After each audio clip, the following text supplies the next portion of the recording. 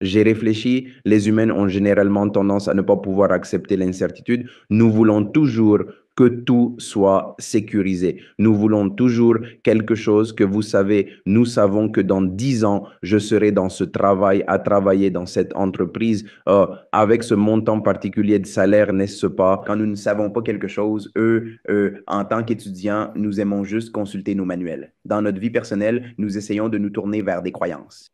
Et souvent, quand les faits ne sont pas prouvés, ils ne sont pas vérifiés ou falsifiés, nous commençons simplement à y croire aveuglément, juste pour avoir une certaine forme de certitude. Surtout, c'est mon cas.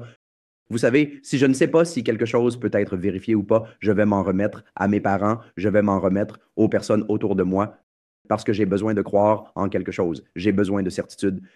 Alors, comment recommandez-vous aux gens de ne pas avoir peur de cette incertitude, d'embrasser l'incertitude et de réaliser que tout n'est pas noir et blanc?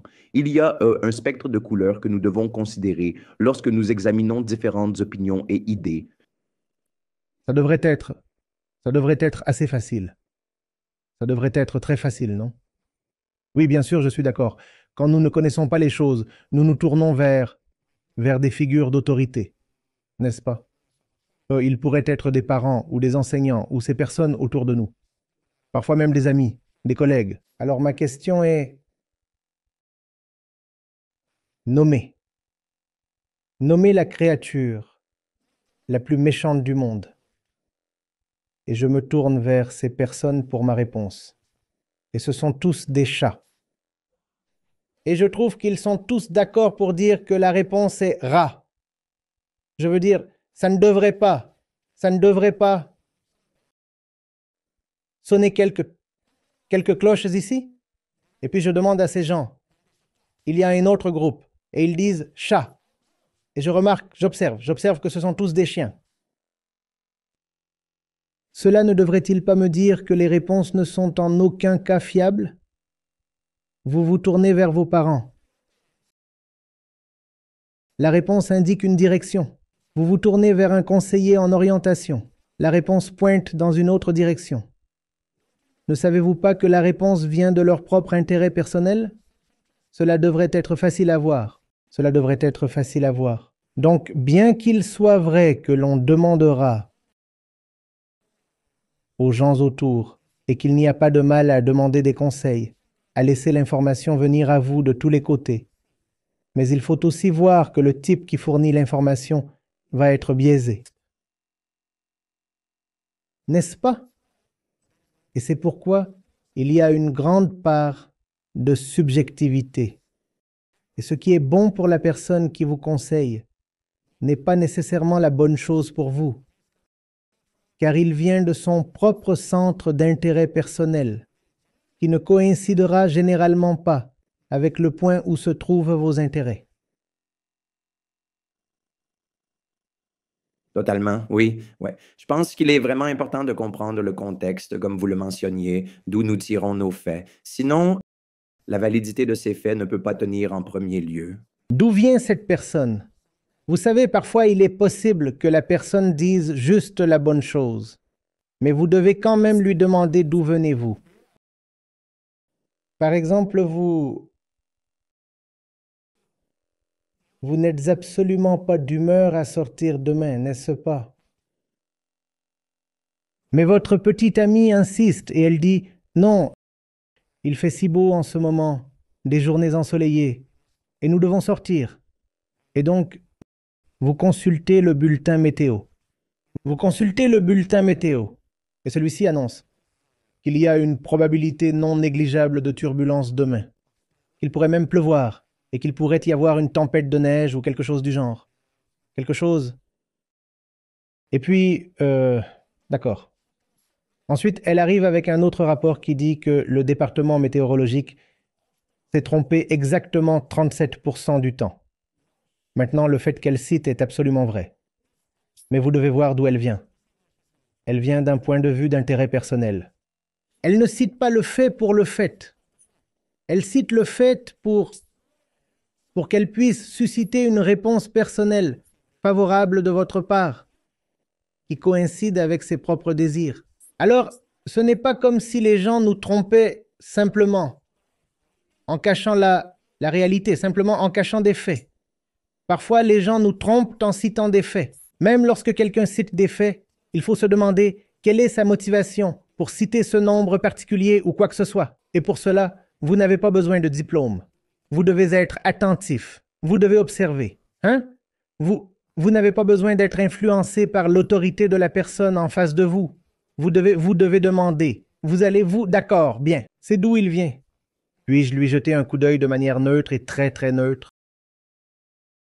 Absolument, cher. Je pense que c'est un très bon conseil pour nous tous ici.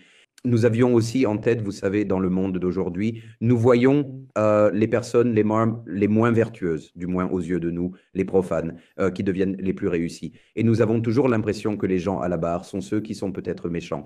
Donc, ou du moins, ils n'ont pas une forte inclination vers la foi. et nous nous demandions quelle est votre réponse à, vous savez, quand nous prêchons toujours sur le fait que nous devrions suivre la foi. Mais parfois, les gens ont l'impression que la foi ne les mène jamais au succès.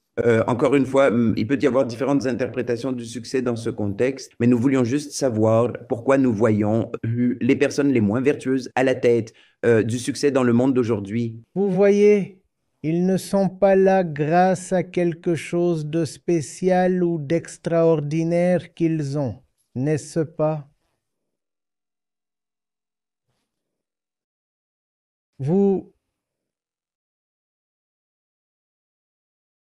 Si vous prenez un liquide très visqueux, épais et gluant, n'est-ce pas? Et que vous y mettez une poussière. Ou vous pouvez même prendre le grain de poussière et le placer juste au fond de ce liquide. Que ferait le liquide? Il le renverrait tout en haut parce que c'est de la boue et elle aime mettre de la saleté sur sa tête. La personne que vous voyez diriger les affaires est une représentation personnelle d'une conscience collective. Si vous trouvez que cette personne n'est pas vertueuse ou méchante, c'est parce que les gens en général ne sont pas vertueux et sont méchants. Alors c'est la personne qu'ils ont choisie pour le poste le plus élevé. Il n'y a rien de si spécial que cette personne ait fait. En fait, si vous pouvez trouver un plus grand escroc, il déstabilisera cet homme au sommet.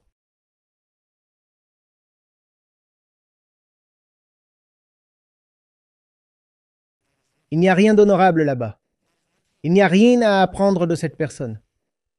Vous ne pouvez pas aller voir cette personne et lui demander « S'il vous plaît, partagez votre grand secret avec nous. Comment êtes-vous arrivé à occuper ce haut trône ?» Il n'est pas arrivé à l'occuper. Il a été placé là par des forces qu'il ne pouvait pas contrôler. Il pourrait penser qu'il est un homme intelligent, qu'il a mené une élection, ou fait quelque chose de grand, puis qu'il a manipulé le public et ceci et cela. Et donc il a obtenu le vote populaire, est arrivé là. Mais ce n'est pas le cas. Dans le type de système que nous avons, la démocratie, cette personne-là, est un représentant de comment l'électorat est.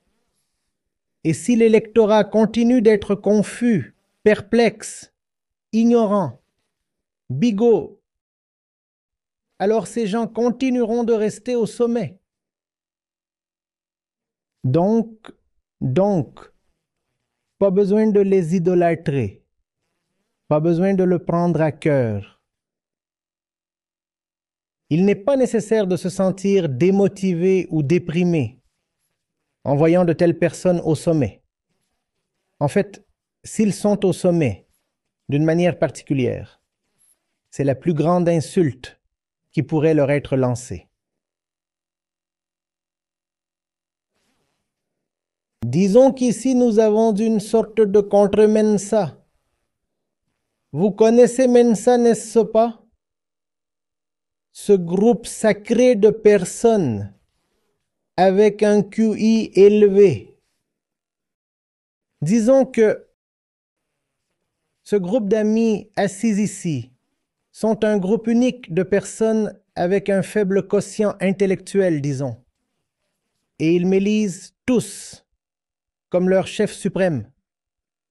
Est-ce un compliment ou la plus grande humiliation que je pourrais subir? Ce n'est pas ça. Oui. Alors pourquoi devriez-vous être jaloux de moi? Ou pourquoi devriez-vous penser, oh mon Dieu, cette personne, malgré son absence de vertu, a atteint de si grands sommets? Faites votre propre truc.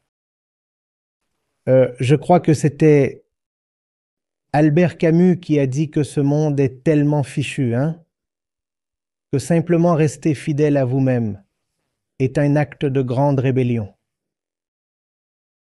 Ce ne sont pas exactement les mots. Vous pouvez chercher la chose exacte. Il n'y a rien chez ces gens pleins de faste, richesse, pouvoir. Rien. Il n'y a aucune raison de leur attribuer du respect. Vous n'avez pas besoin d'y aller et de leur lancer une chaussure. Non, ce n'est pas nécessaire. Mais à l'intérieur ici, vous devriez être libre de tout respect envers eux. Et quand il s'agit de lancer une chaussure, si vous savez que vous avez une telle occasion, eh bien cela aussi, c'est acceptable. Ouais, j'avais une question parce que souvent, c'est facile de se sentir déconnecté de ces gens au pouvoir et de dire qu'ils n'ont pas obtenu leur position de manière légitime. Mais à la fin de la journée, parfois, ces personnes au pouvoir ont un tel poids sur, vous savez, votre vie, la vie des gens, comme la vie de la société s'il y a des personnes au pouvoir. Et c'est comme démoralisant de, vous savez, se sentir sans espoir que les gens au pouvoir ne vont pas être représentatifs ou ne feront pas justice à ce que eux. Comment puis-je, en tant qu'individu, avoir un impact pour mettre des gens au pouvoir et amener tout le monde à mettre au pouvoir des personnes qui nous représentent? Créez un petit domaine, un cercle, un champ à vous, intact, sans influence, sans corruption. Évidemment, ils dominent des pays et des continents entiers. Et en pratique, nous savons que nous ne pouvons pas sortir et les combattre, ça va. Mais quand même, nous pouvons avoir nos propres petites îles privées de sérénité et de sacralité, non? Et nous ne devrions permettre à personne d'entrer dans ces lieux. Ce devrait être nos temples privés. Des petits lieux impliquant juste le bon type de personne pour le bon objectif.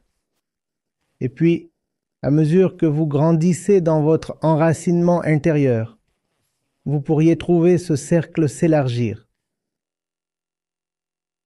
Et si nous pouvons avoir un nombre suffisant de ces cercles, chacun d'eux s'élargissant progressivement, un jour ils se rapprocheront tous et fusionneront en une grande montée de la véritable vertu. Mais vous ne pouvez pas commencer avec l'objectif de quelque chose de tectonique. Hein? Qu'il y ait un grand tremblement de terre et que je fasse tomber toutes ces structures d'autorité. Vous ne pouvez pas commencer par ça. Vous n'avez pas besoin de commencer par ça. Commencez par votre petite chose. 5 personnes, 10 personnes, 20 personnes. Et continuez à élargir. Et sachez que c'est dans la nature humaine de lutter pour la liberté, pour la pureté, pour le caractère sacré. Donc, vous ne seriez pas seul dans cela.